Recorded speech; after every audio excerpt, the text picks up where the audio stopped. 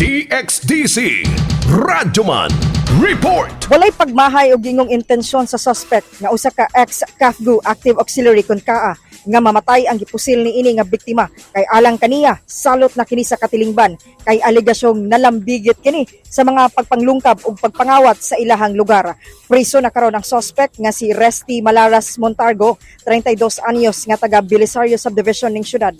Nadakpan nga kini atol sa hot pursuit operation sa mga sakop sa Bahada Police Station sa pagpanguna ni Station Commander Police Major Antonio Luy. Samtang critical karon sa Southern Philippines Medical Center ang biktimang si Robert Galliera, 40 anyos, usa ka construction helper nga taga Purok 2 Carmelite Road, Bahada. Sa investigasyon, alas 5:40 sa hapon adlong Huwebes sa may Carmelite Road, Bahada, samtang namunit og gulay ang biktima.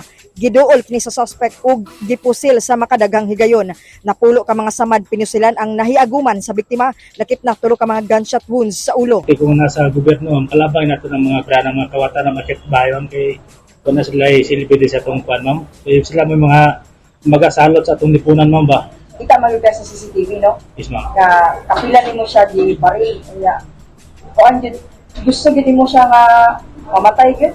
Yes, ma'am. Wala kay concern, sign of remorse nga nagmahay ka, nga lahimo nimo to sa biktima. Bali, actually, ma'am, wala ko nagmahay sa akong gibuhat, pero ma'am, nga napriso ko, ma'am, kitungod. Basta makita lang ako sa mamatay sa ma'am, happy na ko, ma'am. Bahala mapriso ko, ma'am, at least wala-walaan o problema mga silingan tungkol sa mga kawat o akyat bahay, ma'am. Sa mga reaction nga, critical naman siya ka. Ma'am, malagingon niya, ma'am, nga mabuhay man galang siya, ma'am.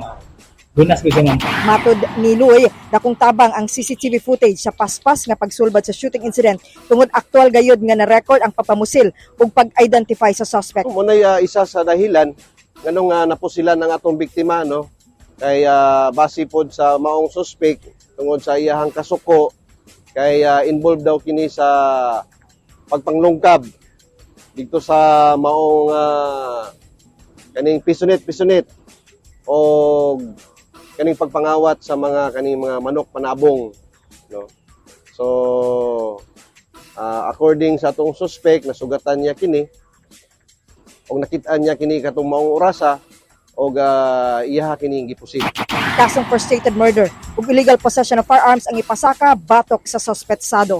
Kasama mo sa balita ug serbisyo publiko, reaching millions nationwide and worldwide for 70 years. Radyoman Aimee Ganita, Tatak RMN. Tatak RMN.